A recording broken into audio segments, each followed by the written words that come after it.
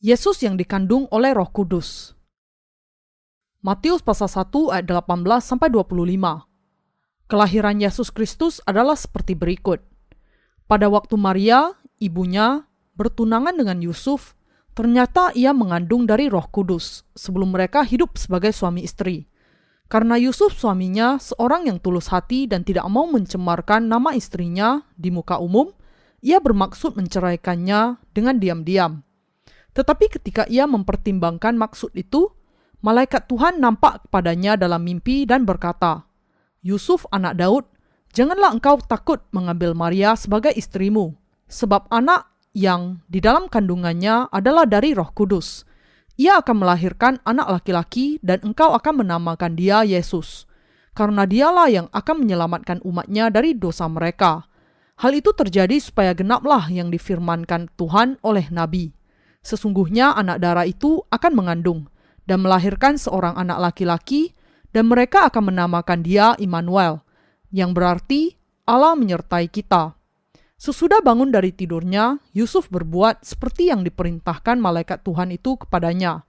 Ia mengambil Maria sebagai istrinya, tetapi tidak bersetubuh dengan dia sampai ia melahirkan anaknya laki-laki, dan Yusuf menamakan dia Yesus.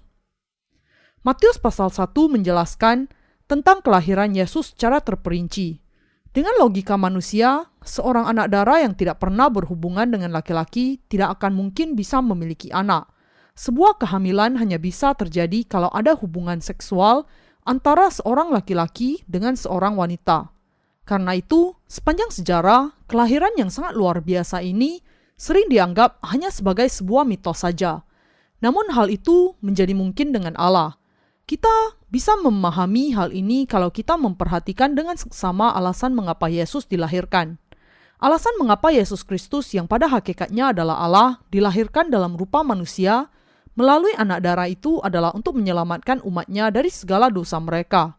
Dengan kata lain, untuk menyelamatkan orang-orang berdosa dari dosa-dosa mereka, dia sendiri yang harus datang sebagai juru selamat. Untuk menyelamatkan orang-orang berdosa, dia yang tidak berdosa diperlukan sebagai penebusan bagi dosa-dosa kita. 1 Yohanes pasal 2 ayat 2. Dan itu adalah Yesus Kristus yang adalah Allah sendiri. Bagi seorang anak darah yang sudah terikat dalam perjanjian untuk menikah, memiliki anak sebelum pernikahan itu terjadi adalah sebuah tindakan yang patut dikritik oleh masyarakat sebagai sebuah tindakan yang melanggar hukum. Bahkan hal ini bisa dipandang sebagai sebuah dosa yang patut mendapatkan hukuman mati di antara orang-orang Yahudi pada zaman itu. Hukum Israel memerintahkan agar semua orang yang melakukan perzinahan dirajam dengan batu. Menurut bagian kitab suci yang kita baca hari ini, Maria dan Yusuf sudah mengikat janji untuk menikah. Yusuf dan Maria berdua sama-sama takut akan Allah. Jadi, melalui kejadian-kejadian ajaib yang mereka alami, mereka belajar untuk mengikuti rencana Allah dengan iman yang takut akan Allah. Alkitab menuliskan secara khusus peristiwa bersejarah ini di dalam Yesaya pasal 7 ayat 14. Sebab itu, Tuhan sendirilah yang akan memberikan kepadamu suatu pertanda. Sesungguhnya, seorang perempuan muda mengandung dan akan melahirkan seorang anak laki-laki, dan ia akan menamakan dia Immanuel. Dan kemudian Yesaya pasal 9 ayat 6 mengatakan, "Sebab seorang anak telah lahir untuk kita, seorang putra telah diberikan untuk kita. Lambang pemerintahan ada di atas bahunya, dan namanya disebutkan orang, Penasihat Ajaib, Allah yang perkasa, Bapa yang kekal, Raja Damai." Dan semuanya itu sudah digenapi. Juga Mika pasal 5 ayat 2 menuliskan, "Tetapi engkau, hai Bethlehem Efrata, hai yang terkecil di antara kaum-kaum Yehuda, daripadamu akan bangkit bagiku seorang yang akan memerintah Israel, yang permulaannya sudah sejak purbakala, sejak dahulu kala." Bagian ini menubuatkan akan kelahiran Yesus secara tepat dan jelas sekali. Kitab Mika dan Yesaya adalah nubuat yang dituliskan oleh Nabi Mika dan Yesaya sebagai firman Allah kepada mereka yang diwahyukan oleh Roh Kudus.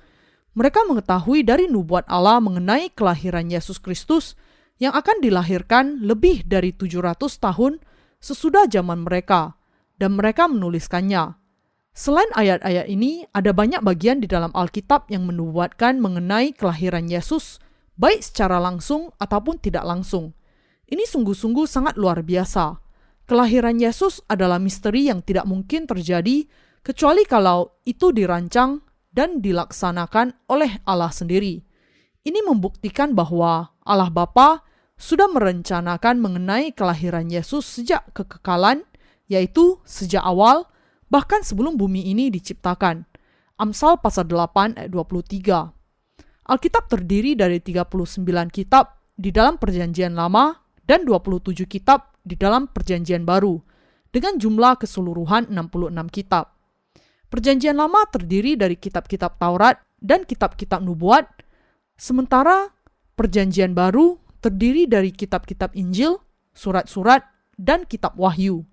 Perjanjian Lama kebanyakan ditulis dalam bahasa Ibrani dan Aram, dan Perjanjian Baru dituliskan dalam bahasa Yunani. Kekuatan bahasa Ibrani adalah maknanya yang sangat tepat, dan kekuatan bahasa Yunani adalah kosakatanya yang sangat luas. Alkitab dituliskan selama lebih dari 1.600 tahun sepanjang beberapa abad oleh sekitar 40 orang yang tinggal di banyak tempat yang berbeda. Sebagai akibatnya, banyak orang yang meragukan keabsahan dari penyatuannya. Akan tetapi kitab ini bukan ditulis berdasarkan intelek manusia, akan tetapi diwahyukan oleh Roh Kudus. Karena itu, semua nubuat mengenai kelahiran Yesus bertepatan dengan semua peristiwa dan fakta yang terjadi di dalam sejarah. 2 Timotius pasal 3 ayat 15-17 menuliskan, "Ingatlah juga bahwa dari kecil engkau sudah mengenal kitab suci yang dapat memberi hikmat kepadamu dan menuntun engkau kepada keselamatan oleh iman kepada Kristus Yesus. Segala tulisan yang diilhamkan Allah memang bermanfaat untuk mengajar, untuk menyatakan kesalahan, untuk memperbaiki kelakuan, dan untuk mendidik orang dalam kebenaran. Dengan demikian, tiap-tiap manusia kepunyaan Allah diperlengkapi untuk setiap perbuatan baik." Bagian ini membuktikan secara jelas bahwa Alkitab adalah autentik dan bahwa pengarangnya adalah Allah sendiri. Dan kita harus mengetahui bahwa bukan hanya di dalam kitab Yesaya, tetapi di keseluruhan 66 kitab di dalam Perjanjian Lama dan Perjanjian Baru, dalam Alkitab adalah nubuat dan catatan mengenai kelahiran dan karya dari Yesus Kristus. Lukas pasal 24 ayat 27 menuliskan, "Lalu ia menjelaskan kepada mereka apa yang tertulis tentang dia dalam seluruh kitab suci, mulai dari kitab-kitab Musa dan segala kitab nabi-nabi." Dan ayat 44 menuliskan, "Ia berkata kepada mereka, inilah perkataanku yang telah kukatakan kepadamu ketika aku masih bersama-sama dengan kamu, yakni bahwa harus digenapi semua yang ada tertulis tentang aku dalam kitab Taurat Musa dan kitab nabi-nabi dan kitab Mazmur." Bagian ini menjelaskan bahwa Yesus Kristus adalah tokoh yang dibicarakan di dalam Alkitab. Lalu, apakah alasannya sehingga Yesus dilahirkan yang sudah dinubuatkan dan disaksikan di sepanjang abad melalui tubuh anak darah Maria sebagai seorang manusia? Di dalam nama Yesus, tujuan dan makna kelahirannya digambarkan dengan jelas. Sebagaimana kita memberikan makna ketika kita menamai sesuatu, nama Yesus memiliki makna, Dia yang akan menyelamatkan umatnya dari dosa-dosa mereka. Kenyataan bahwa Dia diberi nama Yesus dan bukan nama yang lainnya adalah sebuah tanda pasti yang menunjukkan tujuan dari kelahirannya. Pencipta yang maha kuasa datang ke dunia ini dalam rupa manusia yang hina. Ini menunjukkan anugerah yang besar darinya kepada kita. Alasan Yesus datang sebagai manusia adalah karena Dia begitu mengasihi kita. Yohanes pasal 3 ayat 16 menuliskan, "Karena begitu besar kasih Allah akan dunia ini, sehingga Ia telah mengaruniakan anaknya yang tunggal, supaya setiap orang yang percaya kepadanya tidak binasa, melainkan beroleh hidup yang kekal." Apa yang dijelaskan bagian ini kepada kita adalah bahwa barang siapa percaya kepada Yesus bisa masuk ke dalam surga. Tidak akan ada seorang pun di dunia ini yang akan mengorbankan anaknya sendiri untuk menyelamatkan seorang penjahat. Kalau hal itu yang ada di dalam diri manusia, maka kenyataan bahwa Sang Pencipta dilahirkan sebagai manusia untuk manusia yang hanya sekedar seperti serangga saja, menjelaskan kepada kita betapa besarnya Allah Tritunggal yang kudus itu mengasihi dunia ini. Karena itu, kalau ada orang yang menolak kasihnya, yang tidak bersyarat itu, dia layak untuk menerima hukuman atas sikap keras kepala itu. Yohanes pasal 8 ayat 24 mengatakan, "Karena itu, tadi aku berkata kepadamu, bahwa kamu akan mati dalam dosamu, sebab jikalau kamu tidak percaya bahwa akulah Dia, kamu akan mati dalam dosamu." Di sini, apa artinya bagian yang mengatakan, jikalau kamu tidak percaya bahwa akulah Dia? Ini berarti, kalau kamu tidak percaya bahwa Allah mengutus anak tunggalnya, dan bahwa anak tunggalnya itu adalah Yesus Kristus. Alasan Yesus datang ke dunia ini adalah untuk menyelamatkan orang-orang berdosa dari segala dosa mereka sebagaimana yang dituliskan di dalam Matius pasal 1. Karya di dalam Perjanjian Lama dan Perjanjian Baru adalah karya Roh Kudus. Roh Kudus itu sungguh-sungguh nyata dan hidup, sebagaimana nyata bahwa Yesus datang ke dunia ini untuk menanggung atas dosa-dosa dunia, disalibkan di atas kayu salib dan bangkit kembali pada hari yang ketiga. Roh Kudus juga pribadi yang lain, roh yang sejati dari Allah yang kudus, sebagaimana Yesus. Roh Allah, Roh Kudus itu juga adalah Allah sendiri. Saya menjelaskan sebelumnya bahwa karya di dalam Alkitab adalah karya Roh Kudus. Kejadian pasal 1 ayat 2 mengatakan, "Bumi belum berbentuk dan kosong, gelap gulita menutupi samudera raya, dan roh Allah melayang-layang di atas permukaan air." Roh Allah di dalam bagian ini adalah Roh Kudus. Roh Kudus sungguh-sungguh ada sebagaimana Allah Bapa dan Yesus sungguh-sungguh ada. Roh Kudus juga disebutkan di dalam pelajaran kitab suci hari ini yang sudah kita baca. Pada waktu Maria ibunya bertunangan dengan Yusuf, ternyata ia mengandung dari Roh Kudus. Bagian ini menjelaskan bahwa Yesus dikandung oleh Roh Kudus di dalam perawan Maria. Karena itu, dalam kenyataannya, Allah Bapa, Yesus Sang Anak, dan Roh Kudus adalah Allah yang sama bagi kita. Agar Yesus datang ke dunia ini sebagai juru selamat kita, ada kerjasama dengan Allah Bapa dan Roh Kudus yang memungkinkan Yesus menjadi juru selamat kita. Namun beberapa orang menganggap bahwa bagian ini sulit dipercaya dan menuntut bukti untuk menjelaskan hal ini, dan menganggapnya sebagai sesuatu yang tidak masuk akal. Kemudian, saya bisa memberikan penjelasan kepada orang-orang itu karya Tritunggal secara terperinci di dalam kitab suci di dalam karya Allah Bapa, Yesus Sang Anak, dan Roh Kudus. Sama seperti Anda benar-benar ada, Yesus, Roh Kudus, dan Allah Bapa juga benar-benar ada. Sebagaimana kita semua adalah manusia, akan tetapi masing-masing pribadi berbeda dan unik satu dengan yang lainnya, peranan dari masing-masing pribadi di dalam Tritunggal juga berbeda. Tetapi ketiganya adalah satu Allah. Saya mengatakan kepada Anda bahwa Roh Kudus adalah roh yang ilahi. Roh ilahi, Roh Kudus itu adalah suatu pribadi dan memiliki karakter yang mandiri.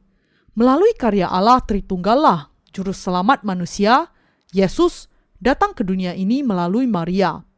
Karena itu kita mengerti bahwa di dalam karya keselamatan, Bapa, Anak, dan Roh Kudus bekerja bersama-sama. Inilah sebabnya Yesus memerintahkan kepada murid-muridnya, "Karena itu pergilah, jadikanlah semua bangsa muridku, dan baptislah mereka dalam nama Bapa dan Anak dan Roh Kudus." Matius pasal 28 ayat 19, tepat sebelum dia naik ke surga. Karya Allah yang menciptakan alam semesta ini dan semua karya yang sudah dilakukan Allah bukanlah dikerjakan oleh Allah Bapa sendiri atau hanya oleh anaknya, Yesus Kristus. Tetapi semuanya dilakukan oleh Allah Bapa, Yesus Sang Anak, dan Roh Kudus secara bersama-sama karena mereka berbicara mengenai semua pekerjaan dan melakukan semua pekerjaan. Kita diselamatkan dari dosa-dosa kita dengan percaya kepada apa yang sudah dilakukan Juru Selamat bagi kita. Sebagaimana Yesus adalah pribadi yang nyata, Roh Kudus adalah pribadi yang nyata yang lain dari Allah yang ilahi, sebagaimana adanya Yesus. Karena itu, semua karya di dalam alam semesta ini adalah karya dari Allah Tritunggal. Dalam kenyataannya, Roh Kudus bukan hanya berdiam di dalam diri kita yang percaya kepada Injil, air, dan Roh, tetapi Dia juga menjelaskan dan mengajarkan kebenaran kepada kita dan menuntun kita di dalam jalan kehidupan.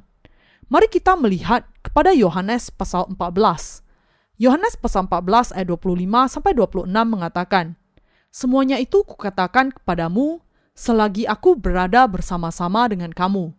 Tetapi penghibur, yaitu Roh Kudus, yang akan diutus oleh Bapa dalam namaku, Dialah yang akan mengajarkan segala sesuatu kepadamu dan akan mengingatkan kamu akan semua yang telah kukatakan kepadamu." Inilah sebabnya Alkitab menyebut Roh Kudus sebagai penolong. Roh Kudus yang diutus oleh Bapa akan mengajarkan segala sesuatu kepadamu dan akan mengingatkan kamu akan semua yang telah kukatakan kepadamu. Roh Kudus Sang Penolong itu akan mengajarkan kebenaran kepada kita. Dia mengajarkan kepada kita kebenaran tentang segala sesuatu yang akan memperkenankan Allah Bapa dan apakah kehendaknya. Juga, pribadi yang mengingatkan kita akan apa yang sudah diajarkan oleh Tuhan kepada kita adalah Roh Kudus. Inilah sebabnya Alkitab mengatakan kepada kita bahwa sebab di dalam diri kamu tetap ada pengurapan yang telah kamu terima daripadanya. Karena itu, tidak perlu kamu diajar oleh orang lain. 1 Yohanes pasal 2 ayat 27. Ini berarti bahwa Roh Kudus mengajarkan kepada kita tentang Allah ketika Dia berdiam di dalam hati kita. Inilah sebabnya Roh Kudus adalah penolong. Kitab suci menjelaskan tentang Yesus Kristus secara terperinci dan juga tentang semua karya Roh Kudus.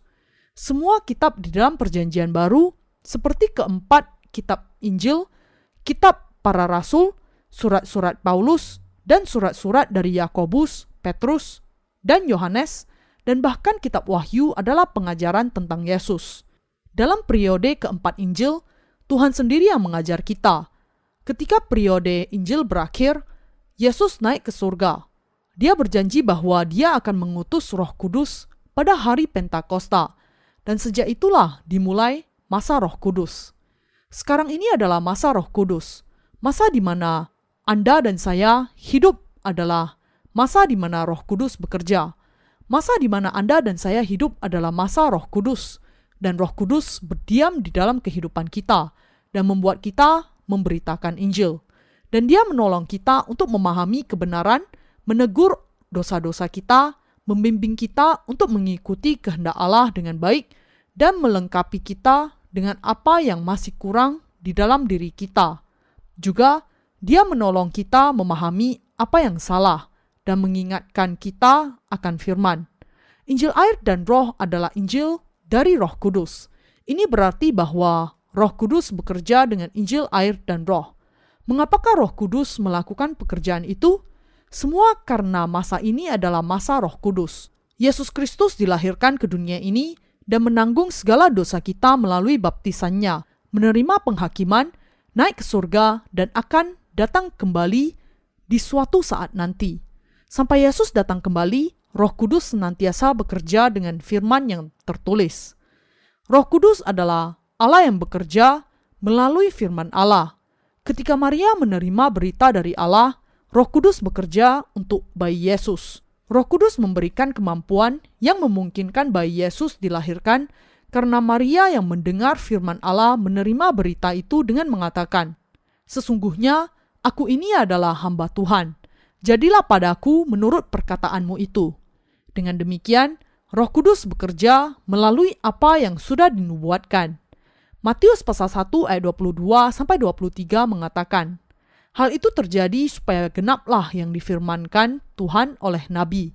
Sesungguhnya anak darah itu akan mengandung dan melahirkan seorang anak laki-laki, dan mereka akan menamakan dia Immanuel, yang berarti Allah menyertai kita." Kita harus tahu bahwa Roh Kudus bekerja bagi mereka yang percaya kepada firman Allah yang tertulis. Di dalam Injil Lukas, Alkitab mengatakan bahwa malaikat Gabriel yang menampakkan diri kepada Elisabet juga menampakkan diri kepada Maria dan berkata kepadanya, Diberkatilah engkau di antara para wanita. Anak yang engkau kandung akan menjadi besar.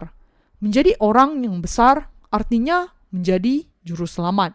Kemudian Maria menjadi takut dan bertanya kepadanya, bagaimana hal itu mungkin terjadi? Karena aku belum bersuami. Gabriel mengatakan kepadanya, Elisabet sanakmu itu, ia pun sedang mengandung seorang anak laki-laki pada hari tuanya. Dan inilah bulan yang ke-6 bagi dia, yang disebut mandul itu. Kemudian, Maria menerima firman Allah yang diberikan malaikat itu kepadanya dan mengatakan, sesungguhnya aku ini adalah hamba Tuhan. Jadilah padaku menurut perkataanmu itu. Dan malaikat itu meninggalkan dia, dan kemudian Yesus dilahirkan olehnya. Ini adalah contoh yang sangat indah mengenai caranya Roh Kudus bekerja. Di zaman ini, Roh Kudus masih ada di dalam dunia ini, bekerja di dalam hati kita. Bagaimana Roh Kudus bekerja? Ketika kita percaya kepada firman Allah yang tertulis, Roh Kudus bekerja melalui firman Allah.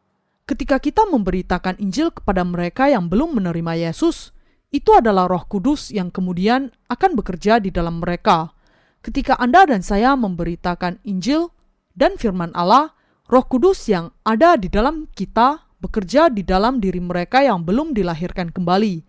Ketika Injil diberitakan, Roh Kudus bekerja di dalam diri mereka, menolong mereka untuk memahami Injil.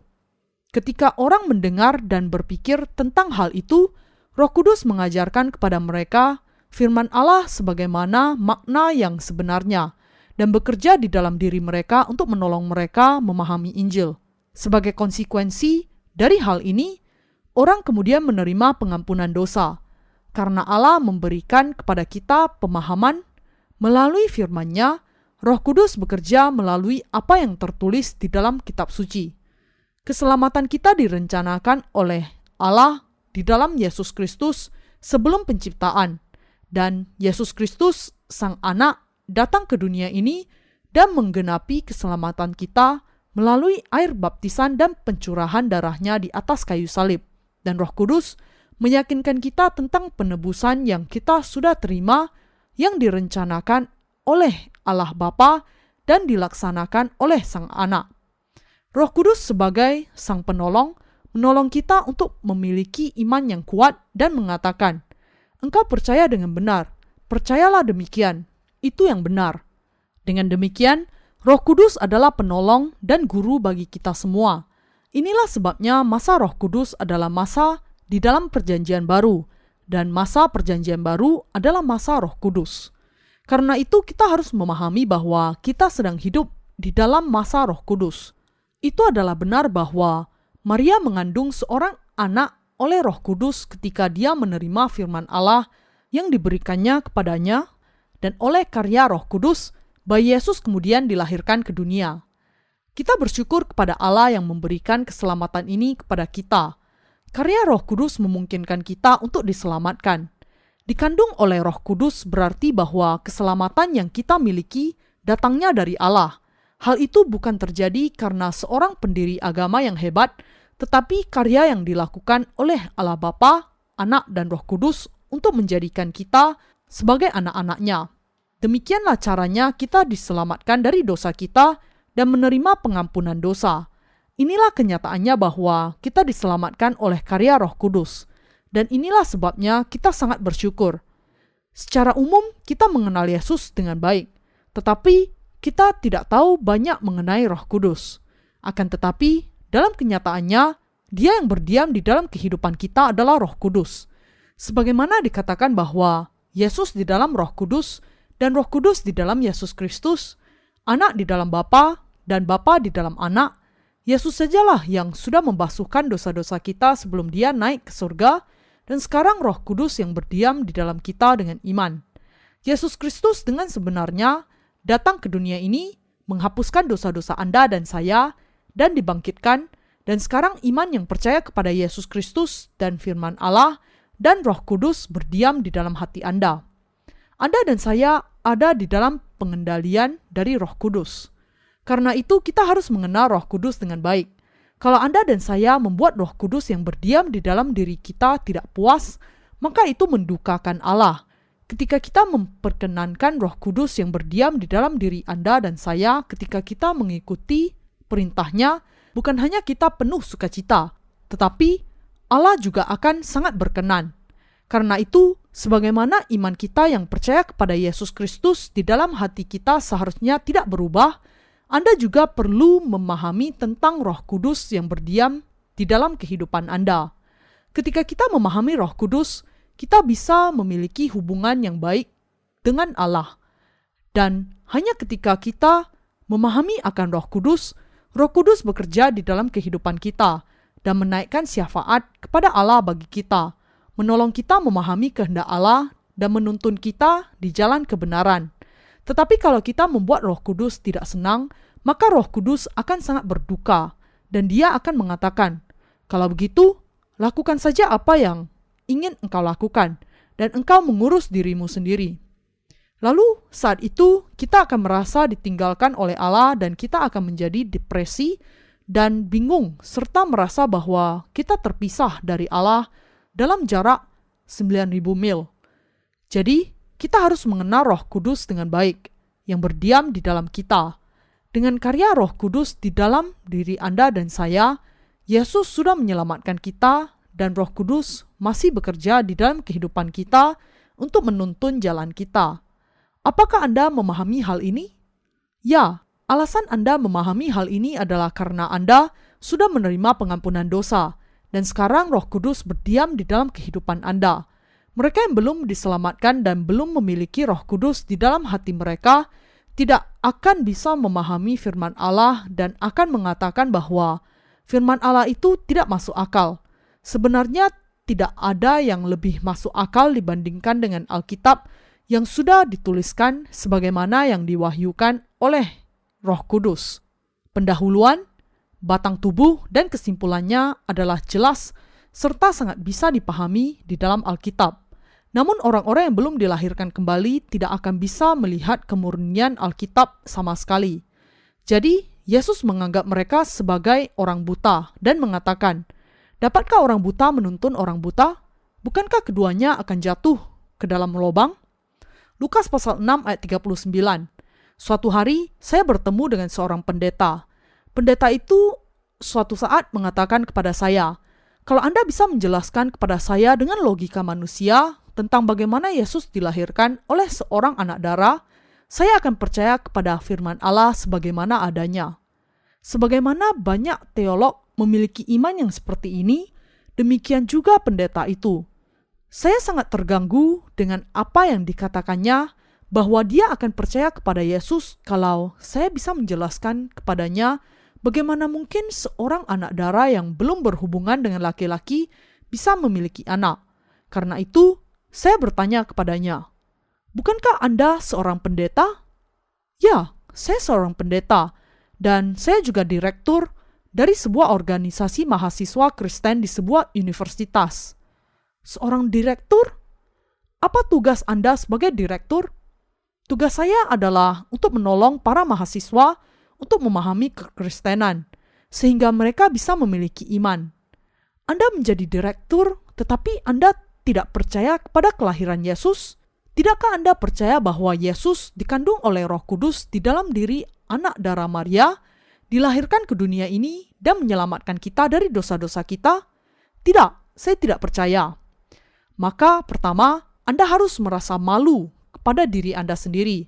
Yang kedua, Anda tidak bisa menyebut diri Anda seorang pendeta yang menjadi gembala bagi domba-domba Anda. Anda hanyalah seorang pendeta profesional yang melakukan itu hanya untuk mencari nafkah pribadi saja. Dia mengatakan bahwa seekor ayam bisa menghasilkan telur yang tidak dibuahi, tetapi memiliki anak tanpa berhubungan dengan laki-laki adalah sesuatu yang mustahil. Saya mengatakan, itulah sebabnya saya mengatakan bahwa Anda bukanlah pendeta yang sesungguhnya, tetapi hanyalah seorang pendeta yang melakukannya hanya untuk mencari nafkah. Bagaimana mungkin Anda menuntun para mahasiswa itu kepada Yesus kalau Anda sendiri tidak memahami hal ini dan juga tidak memiliki iman akan hal ini? Anda harus meninggalkan organisasi mahasiswa Kristen yang Anda pimpin. Anda tidak akan memimpin mereka kepada Yesus. Anda bahkan sedang menghancurkan jiwa mereka saja. Patut disesali bahwa seseorang yang menyebut dirinya pendeta tidak memahami kelahiran Yesus Kristus oleh karena Roh Kudus. Dengan jujur, saya katakan, kalau Roh Kudus tidak berdiam di dalam diri Anda, maka mustahil bagi Anda untuk memahami tentang kelahiran Yesus sebagaimana yang tertulis di dalam Alkitab. Bagaimana Anda bisa memahami kelahiran Yesus? Memang di zaman ini ada yang dinamakan sebagai bayi tabung. Namun, bahkan hal itu pun masih memerlukan adanya sperma dan sel telur yang dibuahi. Lalu bagaimana mungkin seorang bayi dilahirkan hanya dengan salah satu unsur saja? Akan tetapi kelahiran Yesus menjadi mungkin karena itu adalah karya Allah. Peristiwa di mana Yesus akan dilahirkan melalui anak darah Maria oleh karya Roh Kudus telah dinubuatkan lebih dari 700 tahun sebelum Yesus dilahirkan. Mengapa ada ayat di dalam kitab Yesaya yang mengatakan, sesungguhnya anak darah itu akan mengandung dan melahirkan seorang anak laki-laki, dan mereka akan menamakan dia Immanuel. Ketika Allah menghendaki agar kita mengetahui rancangannya yang ajaib bagi kita, Dia sering menyatakannya melalui peristiwa yang sangat khusus yang tidak akan mungkin terjadi dalam kekuatan manusia. Ada saat di mana Israel ditaklukkan oleh musuh-musuh mereka, dan semua bangsa Israel diangkut sebagai tawanan. Mustahil untuk mengambil kembali tanah bangsa itu dari musuh-musuh. Namun Allah berjanji bahwa bangsa ini akan dipulihkan dalam waktu 70 tahun. Saat itu, tidak ada yang percaya kepada hal ini, tetapi mujizat terjadi di tangan Allah. Demikian juga mujizat yang luar biasa yang disampaikan melalui Nabi Yesaya, sesungguhnya anak darah itu akan mengandung dan melahirkan seorang anak laki-laki, dan mereka akan menamakan dia Immanuel. Juga sungguh-sungguh terjadi. Hal itu sangat mustahil dalam logika manusia. Akan tetapi, Allah sudah berjanji bahwa Dia akan bekerja melalui mujizat ini, dan Dia sungguh-sungguh melaksanakannya. Bagaimanakah Allah berkarya dengan kekuatan kuasanya untuk menyelamatkan Anda dan saya? Sebagaimana Dia mengutus nabi-nabinya untuk bernubuat, Dia masih mengutus para malaikat utusannya untuk mewartakan beritanya dan menyelamatkan semua orang yang percaya kepada berita itu. Oleh karena itu, keselamatan bagi Anda dan saya adalah karya Roh Kudus juga. Melalui karya dari Allah Tritunggal, Allah Bapa, Yesus Sang Anak, dan Roh Kudus, kita sudah diselamatkan. Jadi, bahkan sampai sekarang, Allah mengutus Roh Kudus kepada barang siapa yang menerima firman-Nya dan menjadikan mereka sebagai anak-anak Allah. Ketika kita diselamatkan, apakah kita diselamatkan atau menerima Roh Kudus karena ada orang yang berseru, terimalah api ini, atau terimalah Roh Kudus ini? Tidak demikian. Roh Kudus senantiasa bekerja melalui firman yang tertulis. Apakah kita membacanya sendiri atau mendengarkan orang lain yang mewartakannya? Kalau kita percaya kepada firman, Roh Kudus bekerja di dalam diri kita untuk menolong kita memahami firman itu dan meneguhkan kita. Jadi, Roh Kudus menggenapi firman yang tertulis itu di dalam kehidupan kita seperti yang tertulis.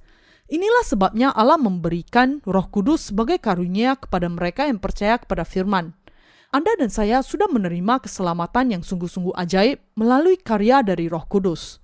Di sini, bahwa anak darah Maria mengandung seorang bayi, Yesus, melalui imannya kepada firman, dan bahwa Anda sudah diselamatkan melalui percaya kepada Injil air dan Roh, dan kemudian Yesus datang untuk berdiam di dalam diri Anda sebagai Roh Kudus. Semuanya adalah prinsip yang sama. Kalau Anda percaya kepada firman Allah, Anda akan menerima pengampunan dari dosa Anda, dan kemudian menjadi anak Allah. Ketika Anda menjadi anak Allah, Roh Kudus tinggal di dalam diri Anda. Yesus Kristus adalah anak Allah yang datang oleh karena Roh Kudus. Yesus, anak Allah itu tidak memiliki dosa.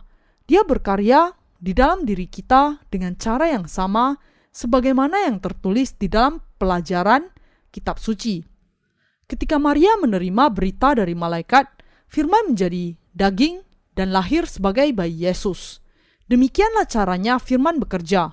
Demikianlah caranya Yesus menjadi juru selamat kita. Ketika kita mengatakan karya Roh Kudus, Mungkin ada yang membayangkan bahwa Roh Kudus menampakkan diri kepada Maria dan mengatakan kepadanya, "Aku akan bekerja melalui engkau sejak saat ini sampai seterusnya." Lalu melakukan beberapa keajaiban. Bukan itu yang terjadi. Bukan itu yang dilakukan Allah. Ketika Allah menyampaikan firman-Nya, kalau kita menerima firman Allah, Roh Kudus bekerja di dalam diri kita bersama dengan firman Allah. Dan sebagai hasilnya, firman itu digenapi di dalam diri kita ketika kita percaya. Prinsip yang sama diaplikasikan di dalam kelahiran Yesus dan dalam peristiwa kita dilahirkan kembali. Demikianlah yang terjadi ketika Anda menerima pengampunan dosa Anda. Demikianlah yang terjadi ketika saya dilahirkan kembali. Ketika kita menerima dan percaya kepada firman Allah, dosa-dosa kita sungguh-sungguh dihapuskan dan Roh Kudus meneguhkan hal itu. Demikianlah caranya Yesus dan Roh Kudus bekerja. Bukankah itu luar biasa? Maria menerima firman Allah dan bayi Yesus dilahirkan. Apa yang terjadi ketika Anda dan saya menerima firman keselamatan melalui baptisan Yesus dan darahnya di kayu salib? Apakah jiwa Anda dilahirkan kembali sebagai orang-orang benar atau tidak? Semuanya dilahirkan kembali. Apakah di dalam Yesus ada Roh Kudus atau tidak? Ada. Roh Kudus ada di dalam Yesus sejak kelahirannya. Apakah ada Roh Kudus di dalam kehidupan kita yang menjadikan kita dilahirkan kembali oleh Injil air dan Roh? Ada. Semua itu adalah mukjizat yang sama. Semuanya adalah firman yang sama. Apakah Anda memahami firman bahwa Yesus dilahirkan oleh karya Roh Kudus? Ya, semuanya adalah karya yang sama. Itu adalah sesuatu yang sangat ajaib. Karena itu, ketika kita menerima pengampunan dosa-dosa kita dengan menerima Yesus, itu bukanlah akhir. Roh Kudus yang sesungguhnya hidup di dalam kita mengajar kita dan menuntun kita sebagai guru. Karena itu, Roh Kudus di dalam diri kita lah yang memerintah kita, mengajar kita, dan menuntun kita. Karena itu, kita tidak sendirian. Allah, Sang Roh Kudus, senantiasa menyertai Anda. Anda bersama dengan Allah. Demikian juga, Roh Kudus menolong kita dalam kelemahan kita ketika kita berada di dalam kesulitan atau kesukaran. Karena kita tidak tahu apa yang harus kita doakan, meskipun kita harus berdoa, tetapi Roh Kudus sendiri yang menaikkan syafaat bagi kita dengan keluhan yang tidak terkatakan. Roma pasal 8 ayat 26. Kalau kita tidak tahu apa yang harus kita lakukan, Roh Kudus yang akan mengajar kita. Bukan begitu caranya, tetapi inilah caranya. Dia mengingatkan kita akan firman Allah dan menghiburkan kita. Ketika kita sedang berduka, Dia memegang hati kita dan menghibur kita. Demikianlah kita akan senantiasa bersama dengan Roh Kudus. Anda dan saya telah menerima keselamatan yang sangat ajaib. Keselamatan yang sudah Anda dan saya terima memang sungguh-sungguh ajaib. Bapa, Anak, dan Roh Kudus menciptakan alam semesta ini, sehingga Anda dan saya bisa menerima keselamatan ini dan menjadi anak-anak Allah. Kita harus memahami hal ini. Mengapakah Allah menciptakan dunia? Dia menciptakan dunia agar orang-orang seperti Anda dan saya yang sudah menerima pengampunan dosa bisa menjadi tuan atas tempat ini. Inilah sebabnya keselamatan kita sudah direncanakan bahkan sebelum penciptaan. Hal itu sudah dirancangkan dalam kekekalan di masa lalu bahwa Anda dan saya akan diselamatkan dari dosa-dosa kita saat ini. Menurut rencana pemeliharaan Allah yang direncanakan sebelum penciptaan, kita bukan hanya diselamatkan dari dosa-dosa kita, akan tetapi kita juga menjadi anak-anak Allah yang memiliki Roh Kudus berdiam di dalam kehidupan kita. Karena itu, dalam kenyataannya, kita hidup sebagai pangeran dan puteri, sebagai anak-anak Allah di dalam kerajaannya. Meskipun mungkin kita bukan pangeran atau puteri ketika kita hidup di dunia ini, kita adalah anak-anak Allah dan para pangeran serta putri di dalam kerajaannya. Kita adalah orang-orang yang sangat penting, orang-orang VIP yang sebenarnya. Kita adalah orang-orang penting yang sungguh-sungguh menerima keselamatan yang ajaib itu. Inilah sebabnya Natal menjadi sangat ajaib dan memiliki makna yang besar. Ketika bayi Yesus lahir setelah dikandung oleh Roh Kudus, sebagaimana Maria mengandung bayi Yesus dengan menerima firman Allah dan bayi Yesus dilahirkan dalam 10 bulan, karya keselamatan kita dimulai. Inilah sebabnya kita mengingat dan merayakan Natal. Kita bernyanyi, kesukaan bagi dunia, Tuhan sudah datang. Ketika Tuhan dilahirkan oleh anak darah Maria yang sudah menerima berita dari Allah. Kita menyanyikan, kesukaan bagi dunia, Tuhan sudah datang pada hari ketika Tuhan dilahirkan melalui anak darah Maria yang menerima firman Allah yang diberitakan kepadanya dari Allah. Kita memperingati hari dari karya yang sangat ajaib ini. Secara tepatnya, Yesus tidak dilahirkan di musim dingin yang membekukan, tetapi di musim hangat di mana para gembala bisa tinggal di padang bersama dengan domba-domba mereka. Daripada kita mementingkan tanggal yang tepat, kita sudah menetapkan suatu hari di mana seluruh dunia datang bersama-sama untuk memperingati hari yang sudah membuka pintu keselamatan sesudah dikandung oleh karena Roh Kudus, dan untuk mengingat keselamatan yang kita terima di dalam hati kita. Apa yang penting bukanlah hari itu sendiri, tetapi kenyataan bahwa Yesus datang ke dunia ini dan bahwa Maria menerima firman Allah sehingga bayi Yesus dilahirkan. Kita merenungkan keselamatan yang ajaib ini sekali lagi ketika kita memperingati hari ini. Kita harus menekadkan diri untuk menjadi orang-orang yang berkenan kepada Roh Kudus ketika kita mengingat keselamatan yang kita terima melalui karya Roh Kudus dan bahwa Dia berdiam di dalam kita. Orang-orang Kristen terkasih, kita adalah orang-orang yang sungguh-sungguh diberkati dengan berkat-berkat yang ajaib. Maria dianggap sebagai wanita yang diberkati, tetapi Anda dan saya juga mendapatkan berkat yang sama. Bukankah itu benar? Ya. Apakah Natal adalah suatu hari di mana kita mengecat kota kita dengan warna merah bersama-sama dengan teman lelaki dan teman wanita, orang-orang berdosa, dan semua keluarga kita? Atau apakah malam itu adalah malam yang sunyi, malam yang kudus yang kita isi dengan melakukan perbuatan benar ketika kita mengingat dan merayakan bahwa Tuhan datang untuk menyelamatkan kita? Itu adalah hari untuk perbuatan yang benar. Saya memberitahukan kepada Anda sebelumnya. Saya mengatakan hal ini karena kekhawatiran bahwa ada di antara Anda yang salah memahami Natal dan kemudian merasa sangat menyesal karena dia tidak keluar untuk menghadiri pesta. Saya mengatakan hal ini karena khawatir bahwa akan ada seseorang yang mungkin akan berpikir, mengapa saya tidak keluar dan minum-minum seperti semua orang lain di seluruh dunia dan malah memperingati Natal dalam suasana yang sepi-sepi saja? Dan kemudian Anda merasa kecewa serta menjadi sedih. Cara yang terbaik untuk merayakan Natal adalah dengan kesunyian, merenungkan makna dari hari itu, atau dengan melakukan beberapa perbuatan benar. Tidak ada Natal yang lebih berkesan daripada jika kita memberitakan Injil di hari Natal ini, dan sebagai hasilnya, seseorang akan menerima pengampunan dosa. Sama seperti bayi Yesus dilahirkan ketika Maria menerima firman Allah, seorang berdosa bisa menjadi orang benar dan dilahirkan kembali seperti Yesus kecil di dunia ini dengan menerima firman Injil yang kita telah beritakan. Apakah ada makna yang lebih indah dari Natal? Melebihi hal itu, saya berharap bahwa Anda memiliki kebenaran Natal ini dan kalau memungkinkan, sebuah Natal yang penuh dengan makna. Saya juga mendorong Anda untuk melihat sekeliling Anda untuk mencari apakah ada seseorang yang sedang bersedih atau sakit di masa Natal ini. Natal adalah hari raya yang dirayakan di seluruh dunia.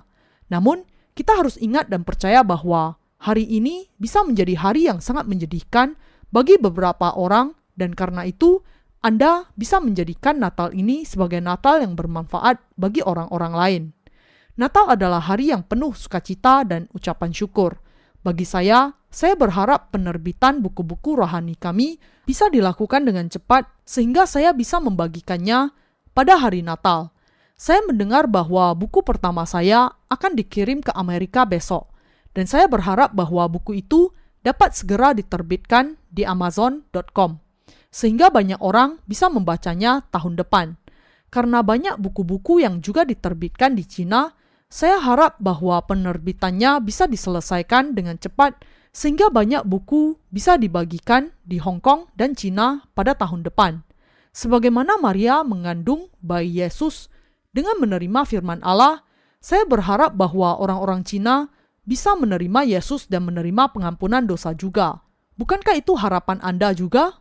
Ya, saya berharap bahwa Anda memiliki Natal yang sangat berarti dan Natal yang nyaman bersama dengan orang-orang benar yang lain kalau hal itu memang memungkinkan.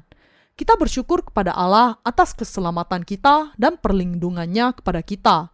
Kita melihat banyak kecelakaan terjadi di setiap masa Natal, dan kita bersyukur kepada Allah yang melindungi kita dari kecelakaan-kecelakaan ini. Ada banyak kecelakaan karena kemabukan dan kendaraan, dan juga banyak kejahatan dilakukan oleh orang-orang muda yang menginginkan uang untuk dipakai membiayai pesta poranya. Kita semua harus berhati-hati di masa libur Natal. Saya berharap bahwa Anda senantiasa berdoa, meminta perlindungannya untuk pengabaran Injil, untuk kerajaannya, untuk keselamatan Anda, untuk keselamatan gerejanya, dan keselamatan para hamba Allah dan saudara-saudara seiman Kristen, dan untuk keselamatan banyak jiwa.